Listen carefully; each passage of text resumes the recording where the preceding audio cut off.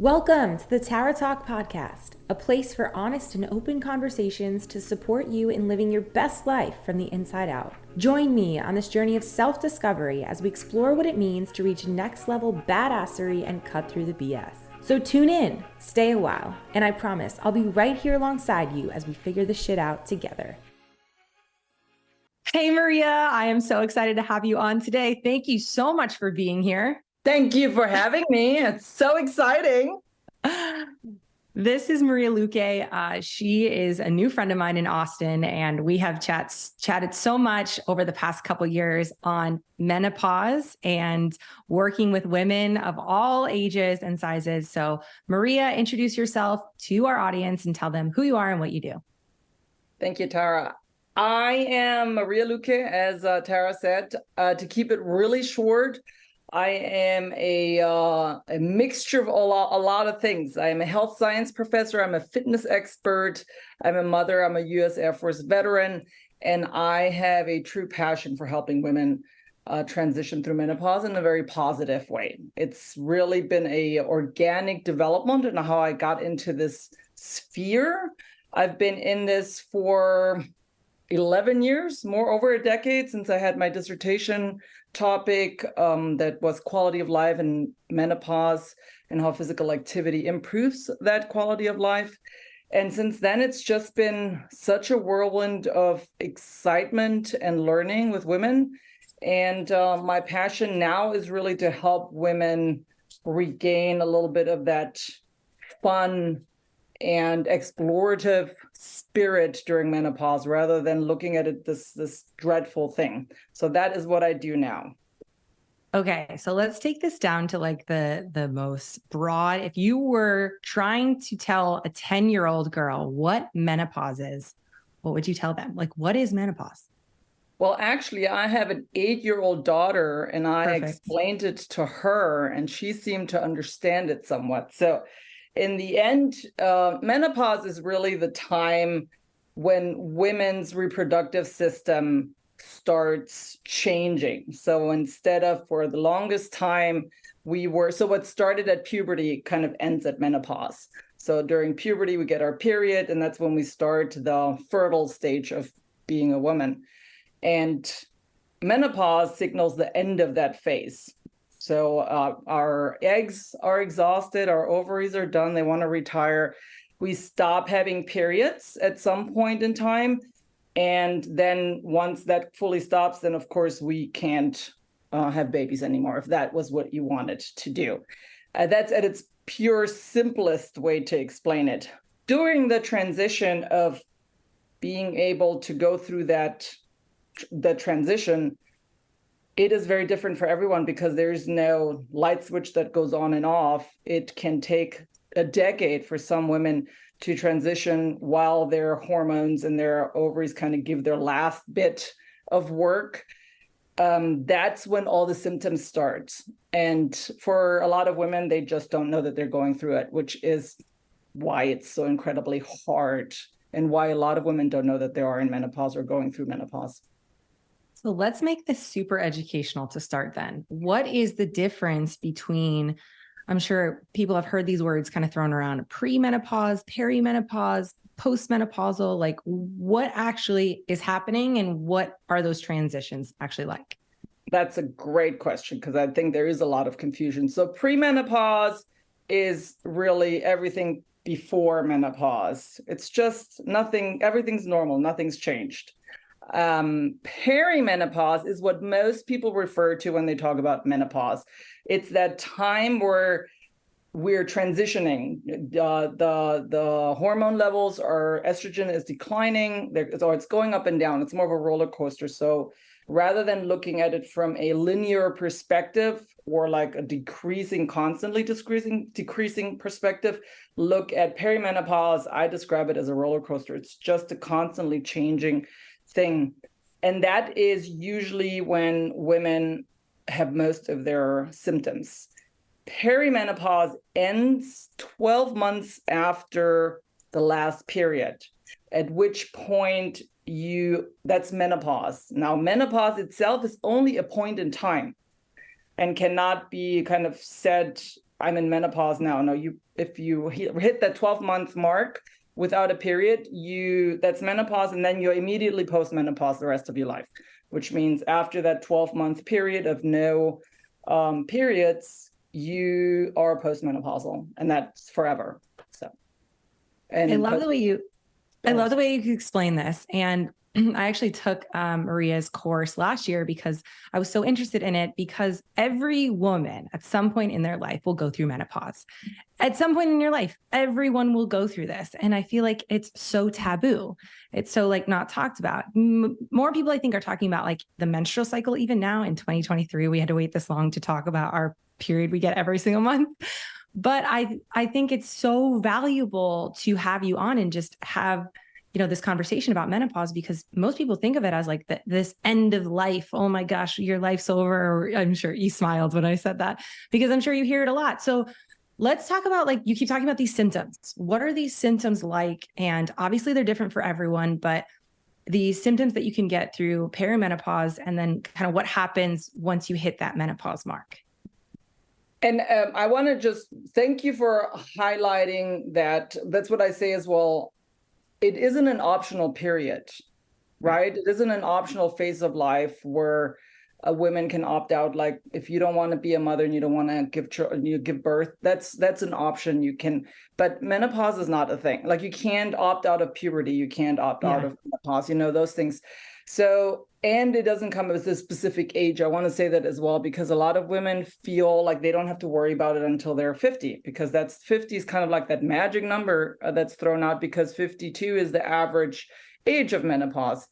Now, the symptoms themselves, it's such a large list that almost anything, I would say, that is unusual during that mid 40s to mid 50s range, anything that doesn't feel quite right, it could possibly be linked to menopause. Most of the symptoms we talk about that you probably hear about and everyone jokes around is hot flashes, right? Getting hot flashes, night sweats, emotional differences. So depression and anxiety, feeling maybe a little bit more, what's the word? Just went. See, so a brain fog is another one. It happens all the time. And that is actually one of the most frustrating ones for me as well, and for a lot of women that I talk to, because you're on a roll, you're talking about something, and then the cloud just comes and it just goes away and it's done. And so you have to learn to be like, okay, well, that thought is done. Let's move on to the next thing. So there are a couple of categories. There's psychological symptoms such as anxiety, depression, mood swings, all of these things, and they can be debilitating. And a lot of women are not associating that with menopause. And that is a critical one, because hot flashes can be debilitating as well. But when we're looking at depression and anxiety, those things are so sneaky that women aren't really realizing that it has something to do with that transition. We have physical symptoms such as joint pain, muscular pain, decrease in strength, decrease in stamina, skin changes, all of those things. So a lot of things that estrogen really is a powerhouse for change. We have sexual issues, not issues, but that's a category. So urinary issues or urinary tract issues. There's a lot more infections. There are a lot of women start having vaginal dryness, like all of these things that we don't really like to talk about, that are really essential to quality of life. So when that happens and you're having issues being intimate with your partner, that can really affect someone's life. Right. And then so when we're looking at all of these categories of symptoms, there are so many symptoms that are associated to menopause. And that's why I'm such a big advocate to talk about the possibility of what that means. Like, there's a chance that some of these symptoms that you think are new, but you don't know what they are, they could possibly be related to this transitional time that you're going through. How would you actually know if they're related or not? Well, that's a good question, right? Well, there aren't really any tests. It's really if you're in that age group, right? I call it the menopausal drop zone. Like you have that 10-year period where most women are somewhere on that spectrum of transition. So 40, like mid 40s to mid 50s. If there's something new that is happening in that time, it's worth evaluating that there might be a change in hormones that is happening that is caused by menopause. Could there be other issues? Sure. But there isn't a test that you can take and say, oh, I have depression because I have this, I'm in menopause. And one of the I think one of the downfalls that a lot of women are experiencing is that they go to their doctors and they get these tests done, blood tests and things. And that is the determining factor for them, which we know that they're not accurate. Like those blood tests change all the time. Like those levels change all the time. They would have to be taken every day at the exact same time to actually see if there's a change and what that would be. Like those circumstances would have to be the same. And so those are not reliable. And at the same time, why are we not focusing more on the treatment of symptoms, regardless of what causes them? If you are really depressed or really anxious, it doesn't matter if menopause is the one causing it. You need to be treated for depression and anxiety. So, we need to kind of step away from if it's menopause, then what? You're still going to have to treat it. So, getting a little less focused on what could it be and getting help and not being pushed away by the healthcare providers. So that's a lot of the women that I talk to, they get dismissed. And that's really, really sad.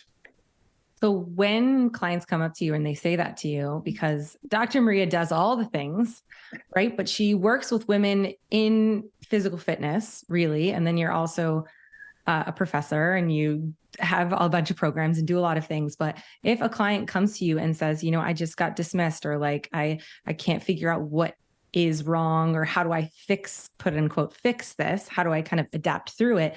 What do you tell them? I ask them first a couple of questions about their healthcare provider.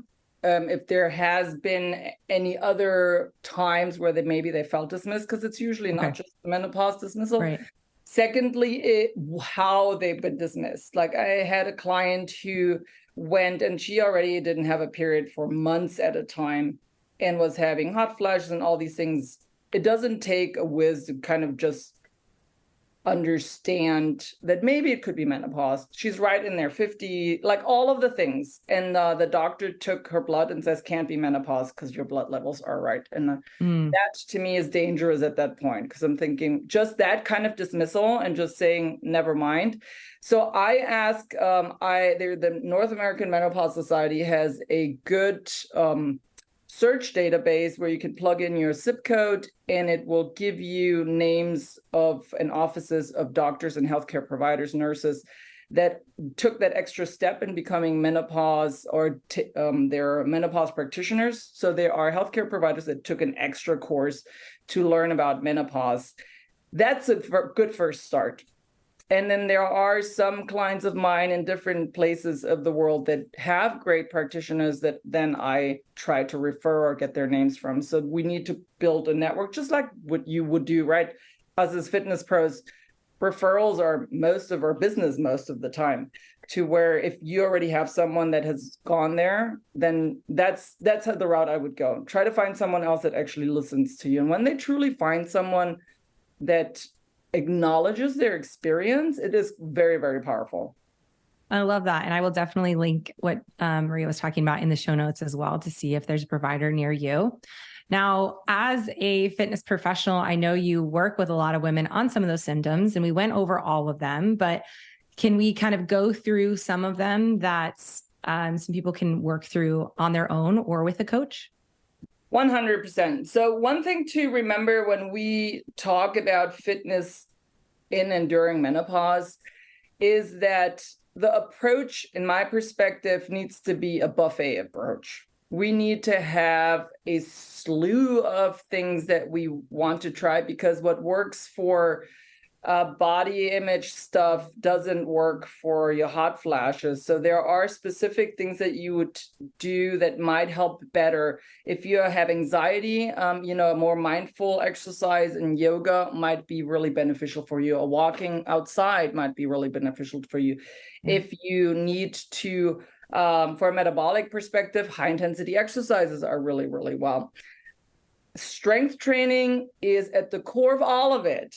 We cannot not do strength training. Like that is one of those principles that are so important for everything related to health and menopause as well, because the amount of muscle that we lose is much bigger. We lose it at a higher rate after menopause and aging as well, to where we really have to do something to stay ahead of the curve to try to maintain our muscle and even grow muscle for our quality of life.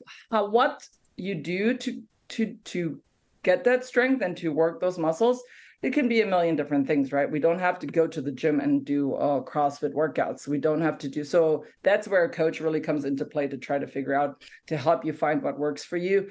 For instance, yoga, hot yoga might not really be good if you have hot flashes. Working out at night, if you have insomnia, might not be a good idea, just because you're already having a hard time sleeping. So doing something that is a little bit more mindful at night to get you to sleep. So those are kind of the big ones. A lot of women have come to me saying, well, do I now need to stop doing long distance cardio? Because all the influencers out there are saying that anything over 45 minutes is forbidden in menopause. It doesn't do anything. And that's ridiculous, obviously. There is nothing that says that you can't do long distance cardio. Why are you doing it? And what's the purpose? Those are always the two questions that I'm trying to understand. Do you love running? Do you love your long runs or your spins? Do it. Like that is the biggest component, the joy factor. Are you trying to maximize your metabolic output? Then maybe high intensity training might be a better choice. So we need to look at both of those aspects when we choose exercise. Okay, so let's start with hot flashes. Your immediate thing is? I would say mindful exercise or walking, like a lower intensity exercise, and staying cool, right? So for me, instance, I love high intensity exercises. I know that I probably will get hot flashes and suffer later in the day if I do like a Tabata kind of workout, because it's just like, it just gets me going. But that again, comes down to choices. But I would say more moderate movement, more mindful movement. And there are quite a few studies now that show the benefit of more mindful exercise for hot flashes and night sweats.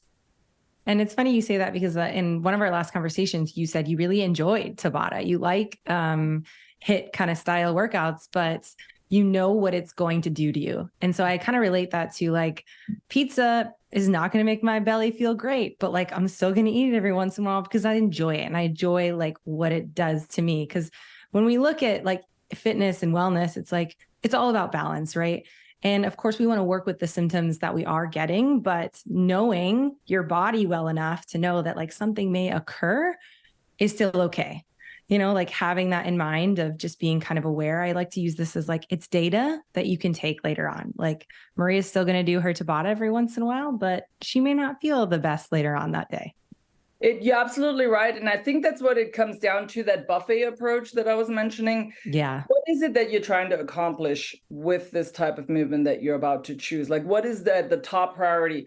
When women are going through menopause, some women don't have any symptoms, but some of them have them all the time. And some of them have different symptoms, different days. So maybe there was insomnia last night, or maybe it's hot flashes today. Maybe you're really having a bad episode of anxiety today. So rather than looking at what did I have planned on my schedule to do, like look at where you are that day and give yourself that self-kindness to say, well, maybe I wanted to do XYZ, but I'm really anxious today. I need to go on a walk with my dogs, and that's going to be okay. Or go to the treadmill and do some. So those kinds of things, like pick what you need today, not only your physical self, but your mental self. Because in the end, the quality of life aspect is so important that you will just suffer if you're going through. And you first of all, as you know, if we force ourselves through a workout, just because we had it planned, but we really didn't feel it. We have then the satisfaction isn't there when you're done. And you feel a little bit of a failure aspect because you just still did not address that thing that you were trying to work through, right? So yeah. Yeah, absolutely. It's so important. Of course, like so much of these conversations are like, be in tune with your body, like check in with yourself. And I think a lot of times people just don't ever get to that. They don't get to the being body aware because they're so in their head. But if you do, just listen to your body and listen to what it needs, like it talks to you. That is for sure. It is. But we also, I think these are cues that are overused a lot, right? Listen to your body, engage your core, like those kinds of things that a lot of people just don't know what to do with. And then they are inundated with messages of what to do.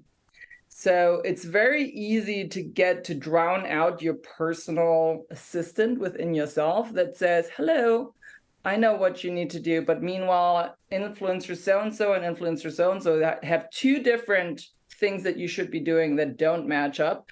And so now you're just lost. So stepping back, menopause is a great time to step back. But that is still in my, like, and it's funny, Maria doesn't really post anywhere on social media, but she hears it from me or from her clients and stuff like that.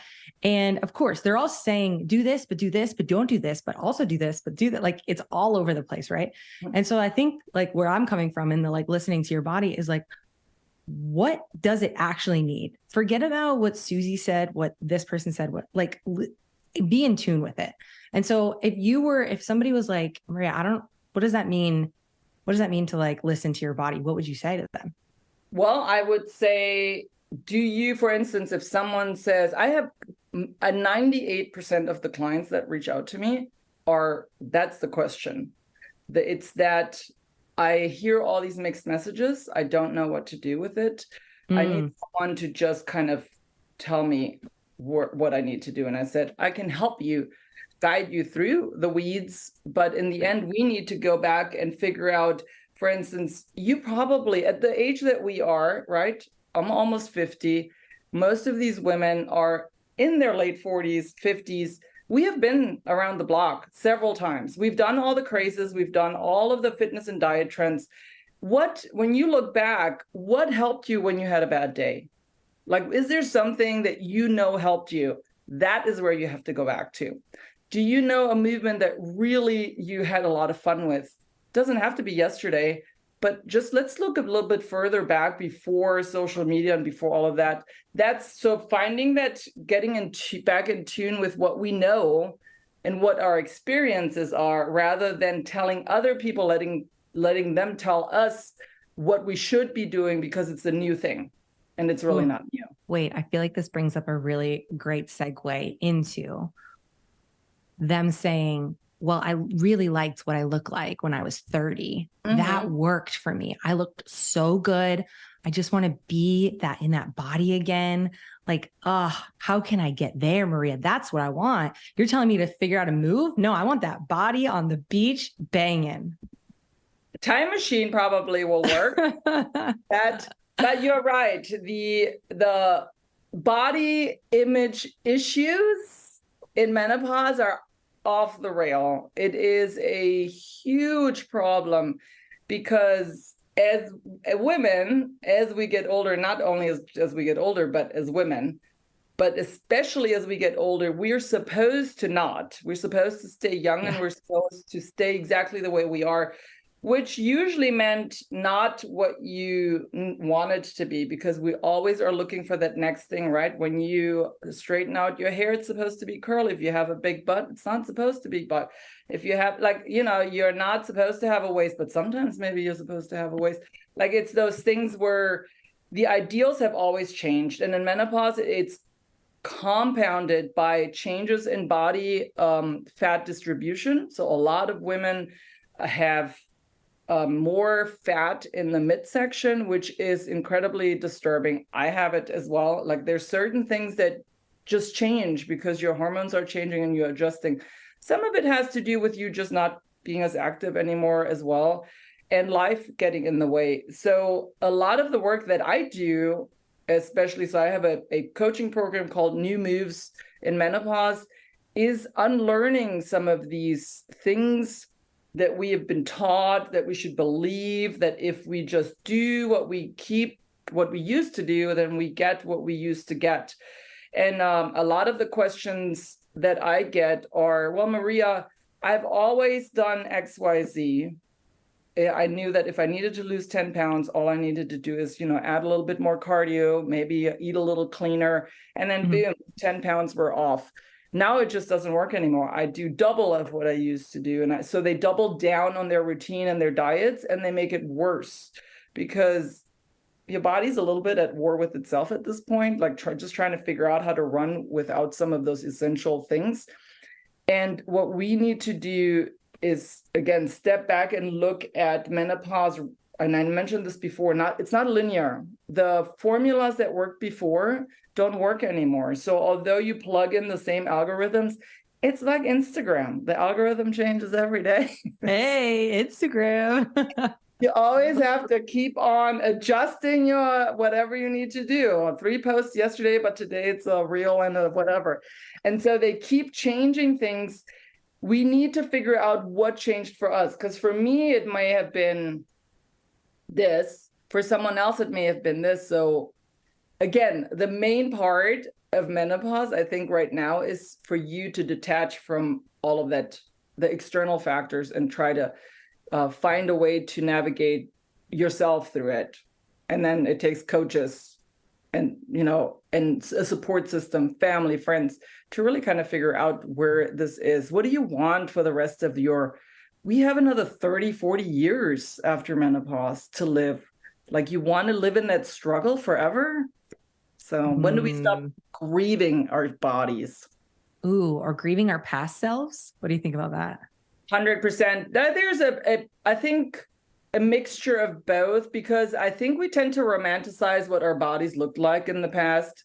And I have to put myself in that same picture.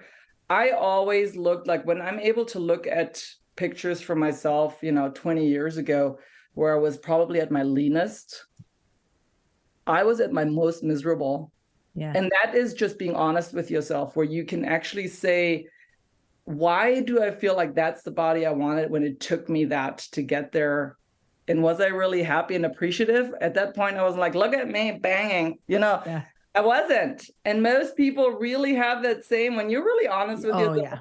I'd say the majority of women and men, but women specifically, they romanticize that other body, not the one, anything other than what you are in right now is better. But we forget what it was like to be in that body. And would you want that?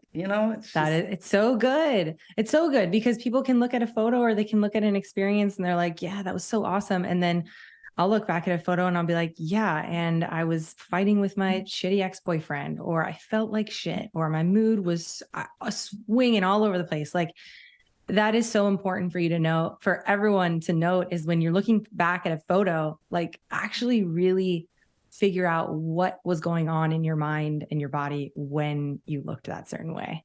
And I know that body image is something that you love to talk about and coach people on. So without, getting deep into your program, can you give us like maybe just a few tips on going through these changes during menopause, having new fat in different areas of your body? Like, what do you tell clients and what do you do yourself? Yes, those are great questions. And I'll try to give a couple of strategies at least, because, and the reason why I am so hyper-focused on body image now and redefining what movement is in menopause is because I've learned, as you know, I've been in the fitness industry forever. And fitness has been always my go-to. As long as you work out and you do XYZ, you get strong and you do that. I've never been a transformational coach. That's not something that I've ever wanted to do. But in menopause, what I've really, over the last, especially 5 years, found out that until we address this body image monster, nothing really matters. It doesn't matter what routine you're doing. It doesn't matter what diet you're on, because it isn't about your body. It is about how you see your body and how you value your body. That's what it comes down to. And until you actually address those two things, nothing you do is going to make it go away. It might distract you. So one of the biggest things that I work with my clients on in the beginning is to look at, first of all, why that the body is so important, like this actual physical self, like why is the appearance so important? Like what value system do we have there? What are some things that trigger body image, like negative thoughts? Because a lot of times they are attached to something or people. So a lot of times they're attached to family, because you come around family and your parents or friends are always obsessed with diets or telling you how you look too fat, or have you gained weight, or have you lost weight, or, and usually it's a congratulation part on the losing, but it's not on the gaining, no matter why the reason. So identifying triggers is a big one. Like, I think that really sitting down and figuring out and trying to eliminate some of them, but being also prepared for some of the other things. Are you avoiding situations because you're afraid to have to put on certain clothes or those kinds of things? It's a lot of self-reflection, and the closet is a big one, right? We're holding on to clothes that we want to at some point fit back in, and we're holding on to them like it's a goal, when it's very freeing to let go of those clothes. It's very, very freeing. A lot of women find it inspirational to not look at throwing them away, but said there's someone in a different body that really could use those clothes right now, that fit those clothes. They don't fit you right now. They don't fit you. You're not going to wear them, and they make you feel horrible. So why don't you make someone else's day, give someone else the gift of that, because they can't have them. And a lot of times for women, it takes to step outside themselves to not hold on, and then buy clothes that feel good, that just fit, right? And those are big steps. The strategies seem like a lot, and they are a lot, because it's a lot of work to be done.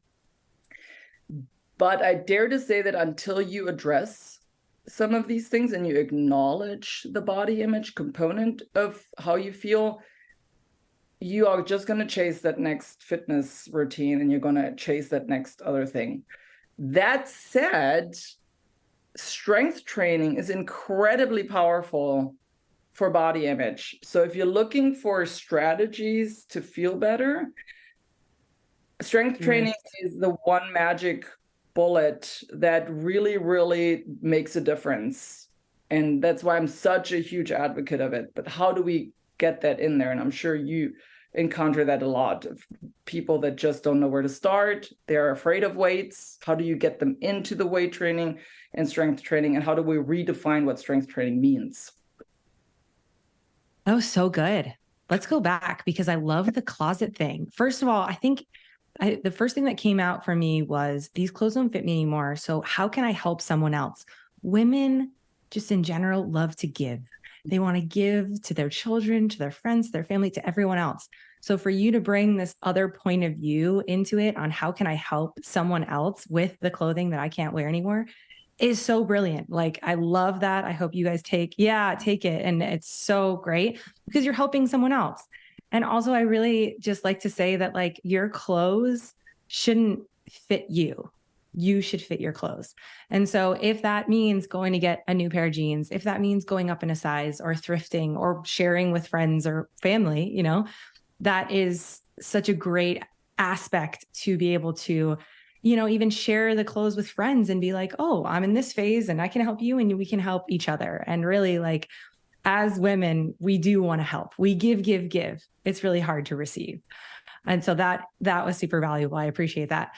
And of course, I love strength training. I think that's where we see so eye to eye. So tell us exactly, what are the benefits of strength training in a menopausal woman, besides the let's get stronger, let's get more muscles, because we're going to lose muscle mass over time? Like, let's talk through those. Well, that is one of the biggest reasons to do it, is that because muscle is life. It's just what it is. People that have more muscle are healthier, they live longer, they're less prone to having, negative health outcomes. But from a bone perspective, it's incredibly important as well. So when we're looking at menopause, osteoporosis and loss in bone mass is a big factor that actually that impacts your life a lot. If you break bones and you have you're diagnosed with osteoporosis, it changes how you can live a little bit, right? You have to start thinking about certain movements. Can you do this or that? So incorporating things like high impact exercise and strength training to strengthen the bones and the muscles is incredibly important. But besides the health benefit, everyone's still there. The vanity aspect is always a point. Feeling strong and looking strong are not the same, but they go together very often, right? Because not everybody that looks strong is strong. And not everybody that is strong, by definition, whatever society thinks looks strong is that. But what I have experienced with clients, and I'm sure you have, there is something that happens inside of you when you are able to do certain things that you haven't been able to do, right? I'm working with a client right now on her pull-up. A pull-up is what she wants to do, and baby steps in that direction. But that accomplishment, and we celebrate the tiny little things. So when we start thinking about other parameters other than the fat loss aspect, then we start making progress by saying, now I can lift this much weight, now I can do this, and you will grow muscle. And I mean, if you're looking at the vanity aspect, muscle looks incredibly sexy. That's just vanity aspect, but also body image aspect too. It is. And you will start seeing your body differently. I think it's how we look at ourselves, because again, body image isn't about the actual physical self. It is about how you view yourself, like what your relationship to your body is. It isn't about that you're muscular or fat or whatever you have named yourself in the past, because we've gone through different things and we still have that body image issue. It is about how you feel in your body. When you feel strong in your body and when you feel capable in your body, it changes how you see yourself. And now that what you may have found, that little pooch that you had in the front, is no longer an obstacle in your day because you just deadlifted 200 pounds. Boom, like it's how we change the perspective, is putting different glasses on that actually fit and that have the right prescription in it. A new menopause prescription in your glass. I love that. New pair of pants, new menopause prescription. We're ready to go. Exactly. So those things, it is, look at strength training as such a powerful way to make you feel strong, which will translate in feeling strong and looking differently.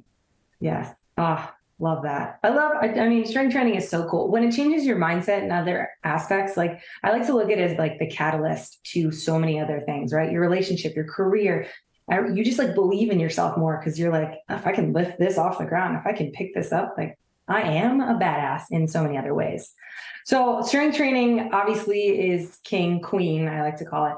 What about other supplements or HRT, or like talk to us about like different things that women can utilize within their menopause journey? So I am not, if anyone wants to explore hormone replacement or menopausal hormone therapy, as it is called these days, they should definitely reach out to their doctor. It is a very personal decision that is based on family history and symptoms, and to also know that MHT is not the solution for all menopause problems. It's very specific in what it treats and what it is good at. And now it's just being touted as this, anybody should take it, which is not, there's no science to indicate that that is true. So definitely explore it, though. I'm a huge advocate for it. I personally can take it. I have a lot of history of breast cancer in my family. So it is something that I just won't go to. But there's a lot of other treatments and that will help, right? So go talk to your doctor and don't get dismissed if you need help. Antidepressants and those kinds of like the medicine and treatments are very powerful. They can make a world of a difference. From a supplement perspective, I am not a supplement pusher. There's also no indication that any of the major things work. So one, though, that I am a huge believer in is creatine. Creatine is well-researched, decades of research. It is known to be very beneficial for strength and muscle and recovery. And there are no downfalls to it unless you obviously like just start taking tons of it. If you stick to it, creatine can be an incredibly powerful ally in holding on to muscle, growing muscle, and becoming stronger, which again, these are pillars. If you have those pillars, you need to keep your body strong. And in menopause, in post-menopause, it becomes harder. So starting before menopause is ideal, and kind of muscle bank, like build up your muscle checking account. So when you get into post-menopause, you can start making those withdrawals because you need to. And so creatine is the only supplement that is, again, well-researched. I'm a huge fan of it. And I highly recommend that unless there's a reason not to take it, again, talk to your doctor if you're not sure. But I'm a huge advocate of it. But that's the only one. And there's nothing else that really shows, that works. What about diet? Because I know that people will ask. I know you don't do a ton with nutrition. You're kind of like me in that sense. But there's definitely, I'm sure, some things that people can eat to make some symptoms feel better or worse. Well, I don't know that there is. So I want to say right away that there's no such thing as a menopause diet. Like, we are going to see these pop up left and right because someone's willing to sell you the illusion that there's a specific way to eat in menopause that will, I don't know, make menopause better. There's nothing to indicate that is, or it's a weight loss. Usually it's weight loss supplements, right? There's no reason to eat differently in menopause. The basic guidelines of calorie in, calorie out, right? It's like you still count no matter what. It's like you have to account for how much you move and how much you eat. That always is an indicator.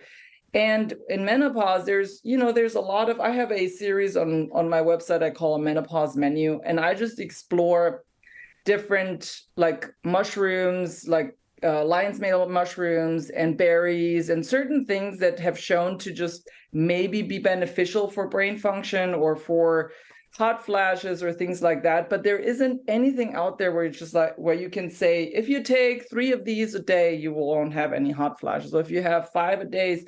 So don't get lured into that money-making scheme. The basic add good nutrient-rich foods to your diet and rather than subtracting is always my advice. Try to add more things rather than looking at what can I delete to lose the weight, right? That calorie obsession. There's also a lot of talk about intermittent fasting and keto in menopause, and there just isn't any data to indicate that works. Usually those backfire. And the reason why most people lose the weight is because they are restricting calories in those times. So don't go for those things. There just isn't, the science isn't out there to indicate that those are beneficial, especially for menopause. So find things that are good, that have nutrients that you can include in your diet. Focus on including protein in your diet, and try to not starve yourself, because that's the worst out there as well. So the basic guidelines that you would give anybody, right? Still apply. I'm glad that you said the intermittent fasting thing too, because anytime I want to even like look at more menopausal things, just because I have learned so much from you, I'm like, what are other people saying? There are a few that talk a lot about intermittent fasting. And when I get clients come in, I'm like, I don't feel, really, it's just a restriction of time. It's not really a restriction of actual energy, so it could be maybe you just move your breakfast out a little bit later. Technically, you're still intermittent fasting because you're through the night. So yeah, can you just talk a little bit more about that? Or is it really just like there's no real science behind it and that kind of is what it is? There really isn't. There isn't a lot of science. There isn't any science to indicate, to my knowledge. Obviously, I don't know all science, but I've dug into this one quite a bit. And I follow a nutritionist online that did a really great deep dive. If anybody wants, I'll send you the link and you can kind of look and see if you want to share it. Deep dive on this. And I also did some research, and a lot of people that credible scientists that I follow and that I look up to have done this deep dive on intermittent fasting and keto in menopause. And there just isn't anything to indicate in intermittent fasting for the vast population as well. Most of the time, people lose weight because they're just not eating as much as they did before. And if that works to just restrict time, like you said, usually it means stop to eat earlier in the evening and maybe pushing out your breakfast. So there's like a 12 or a 13-hour period that people aren't eating. We all intermittent fast. When we sleep, we're all fasting already. It's just a longer period. I think when it becomes dangerous is when people are doing those 2 to 3 day fasting cycles in the hope that they're getting rid of all their toxins, whatever that means. Yeah. So these are all big buzzwords that are being used. Then I become a little worried, but I've had, lots of clients that say, I just don't want to eat before, I stop eating before 6 and I don't eat until 8 o'clock. Seems okay. Like, I don't think that there's a huge problem with that. But when you start pushing those, well, maybe I can do it more. And then let's just start looking again of maybe, are you eating less than what you did before? Let's be honest on why maybe you're losing weight or why you feel better. Are you eating different foods as well? So if you really want the answer, don't just say I'm intermittent fasting. That's been the solution for everything. But there isn't a science. I deter people from doing crazy intermittent fasting things, no matter what their age is. Is there science behind it being harder to lose weight and or muscle for menopausal women? Yes, for sure. That we have to look, as muscle is a big contributor for our metabolic health, right? It from a metabolic perspective, muscle gives us the fuel to process things. The less we have, the more it gets impacted. And because we're going through this transition and our hormones are kind of all over the place, sometimes it affects also our hunger hormones. So ghrelin and leptin are being thrown out a little bit too. So we need to be a little bit more aware of why are we eating as well, because it could be that it's just because we feel hungry, but we're not actually hungry. So I'm a huge proponent of intuitive eating. So trying to, again, the narrative that I'm selling is you have to become more mindful of what goes on inside yourself and really kind of listen to why are you doing certain things? Why are you moving? Are you enjoying it? Are you enjoying the food that you're eating? Why are you eating? Are you eating just to eat or are you eating to nourish yourself? So those kinds of things are really, really important now. But it is a little harder. Everything's just a little bit harder when you're going through menopause. But practice that self-kindness and knowing that your body's really busy trying to adapt with a ever-changing panel of hormones. And from almost everybody that I know that is in postmenopause, things do even out. They're better. They're not as drastic, not better, I'm not saying better, but they're not as unpredictable. And so it is a phase. It can be a really, really rough phase, and it can be a really long phase. But just remember that it is a phase. You will get to the other side of it. And on the other side, a lot of these issues disappear. So women have less symptoms, not to say they all go away, less symptoms. Body image issues tend to decline as well in postmenopause. But then we have to focus more on osteoporosis prevention. So it becomes a little bit, the focus has to be slightly different. But remember that, the phase aspect, it's a phase. I know it for a lot of women, it's like, I don't really care. It really sucks right now. And I know it sucks. I'm going through it myself, and it's pretty unpredictable at times, and it's really hard at times. But knowing that it is a phase and that you have tools and you have a support system, that's kind of like the big one. Should the title of this be "Being a Woman is Really Fucking Hard"? Or what? It's really there's so much going. Like the men in my life, I try to talk to them about any of this stuff, and it goes right over their head. I'm like, you don't understand how hard it is to be a woman. So many things are happening here all the time. And just when you get used to it, it changes, right? You're like, oh, I got this down. My periods are always on time. I know what to expect. And it's like, boom, changed. We gotta now we're getting a new operating system that is slowly uploading for some people. But we are resilient and we are badass, beautiful women, and lifting heavy shit will always help. That could be the subtitle of this. Being a woman is hard, but lifting heavy shit will always help. I'll put on that t-shirt for sure. And it does, as you know, it really does help a lot. Okay, I'd like to ask this question to all my guests. What is one thing you wish you knew before you started your fitness journey, like way back in the day? That it isn't about looking good. Love that is the biggest one, because I've been very honest about my body image issues. Yeah. And it's always like fitness to me, it's always been about changing my body and how it looks, not how it works. Like I did the heavy lifting and I did all those things and it never was enough. And even at the leanest, biggest and it was never big enough.